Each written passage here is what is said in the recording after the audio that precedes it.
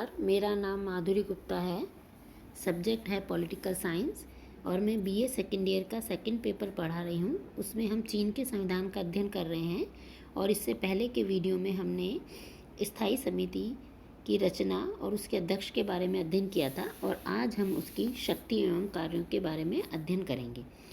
तो हमने पहले के वीडियो में देखा था कि जो स्थायी समिति है उसकी जो रचना है या उसकी जो नियुक्ति है वो राष्ट्रीय जनवादी कांग्रेस के द्वारा की जाती है। और जब जनवादी कांग्रेस का कार्य अपने अधिवेशन में नहीं होती है तो ऐसी स्थिति में स्थायी समिति कार्य करती है।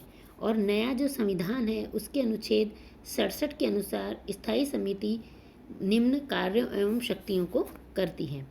पहला है कि यह संविधान की व्याख्या करती है और संविधान के क्रियान्वयन के बारे में निरीक्षण का कार्य भी किया जाता है। यह कानूनों का निर्माण करती है, उसका संशोधन भी करती है और जो कांग्रेस के क्षेत्राधिकार में विषय नहीं है उन पर यह कानून का निर्माण और संशोधन का कार्य करती है।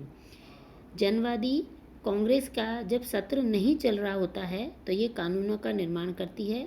अगर विद्यमान कोई कानून है वर्तमान में चल रहा है और उसमें कोई आंशिक संशोधन करना है तो उसका कार्य भी स्थायी समिति के द्वारा किया जाता है।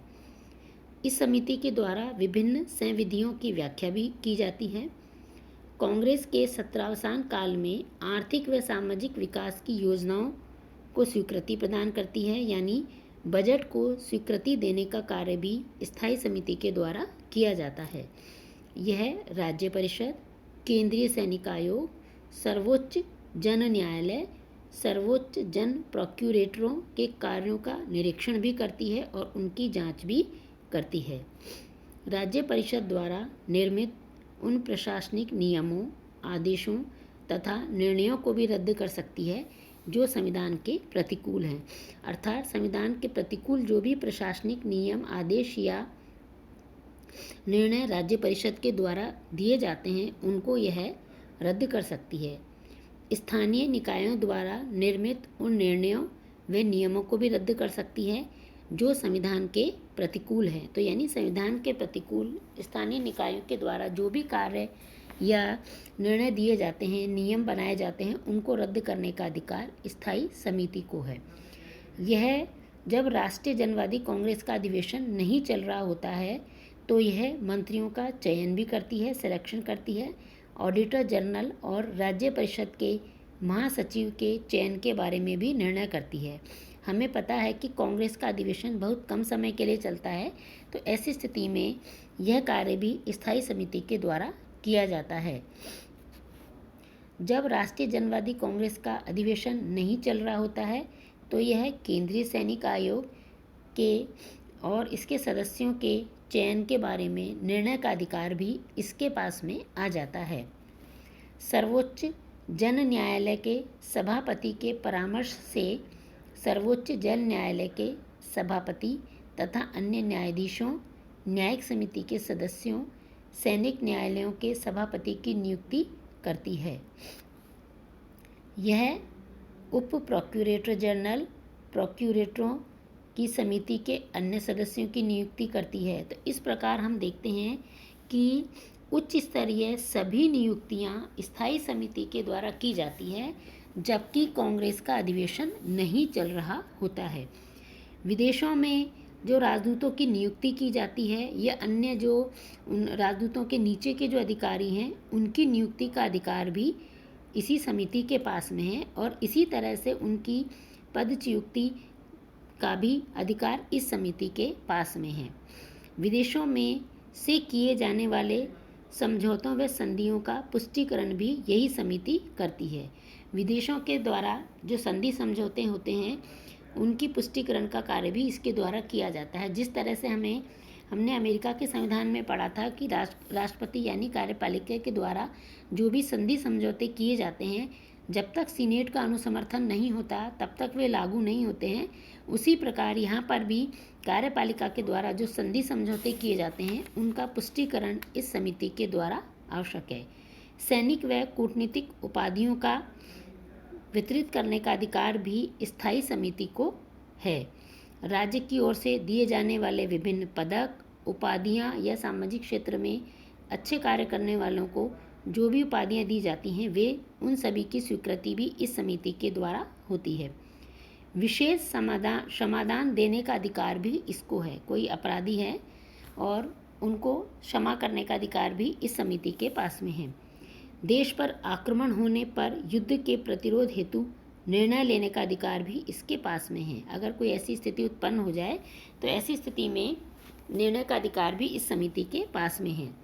इसे आम लामबंदी तथा आंशिक लामबंदी घोषित करने की शक्ति भी इसे प्राप्त है।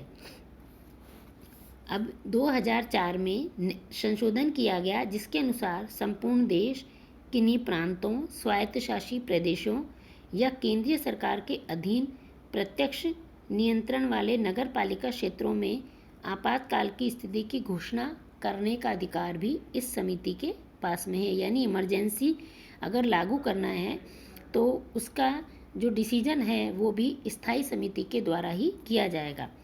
राष्ट्रीय जनवादी कांग्रेस द्वारा सौंपे गए समस्त कार्य करने का भी इसको अधिकार है। कांग्रेस इसको जो समय समय पे कार्य सौंपेगी उनको भी यह करने का कार्य करती है। तो इस प्रकार हम देखें तो इसके जो कार्य हैं वास्तव में बहुत व्यापक हैं, जिसके आधार पे जनवादी कांग्रेस इसे कोई भी कार्य सौंप सकती है। इन सब कार्यों के आधार पर अगर हम देखें तो इसकी वास्तविक स्थिति क्या है। अब जो संविधान का अनुच्छेद 69 है उसके अनुसार स्थायी समिति को जनवादी कांग्रेस के प्रति उत्तरदायी बनाया गया है तथा इसे अपने समस्त दायित्वों का प्रतिवेदन भी कांग्रेस के सम्मुख प्रस्तुत करना होता है। स्थायी समिति की शक्ति एवं कार्यों को तो हमने देखा है। इससे पता चलता है कि इसका जो अधिकार क्षेत्र है या जो कार्य है वो बहुत अधिक व्यापक हैं, बहुमुखी हैं, सभी प्रकार के कार्य करती है। चाहे युद्ध की घोषणा करनी हो, चाहे इमरजेंसी लागू करनी हो, चाहे उसके द्वारा नियुक्ति करनी हो, या जो कोई राज्य परिषद है, सैनिक आयोग है, उनके द्वारा जो भी कार्य किए जाते हैं वो संविधान के अनुकूल हैं या प्रतिकूल हैं, ये सभी कार्य वो देखती है।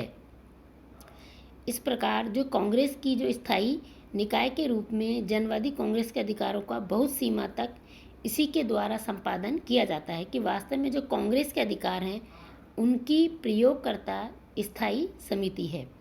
इसे राज्याध्यक्ष की तरह महत्वपूर्ण अधिकार तो प्राप्त है ही, एक दृष्टि से यह राष्ट्रीय संसद भी है, यह मंत्रिपरिषद भी है क्योंकि ये कानून भी बनाती है, उसको लागू भी करती है, सर्वोच्च न्यायालय भी है।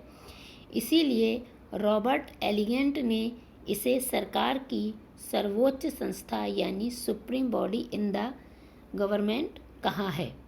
तो इस प्रकार वस्तुत स्थिति हम देखें तो चीन की समस्त शासन व्यवस्था में साम्यवादी दल के नेतृत्व पर संदेह नहीं किया जा सकता है, लेकिन इस स्थिति के बावजूद भी स्थायी समिति समस्त शासन व्यवस्था में अपना महत्वपूर्ण स्थान रखती है। धन्यवाद। आज का लेक्चर यहीं समाप्त होता है।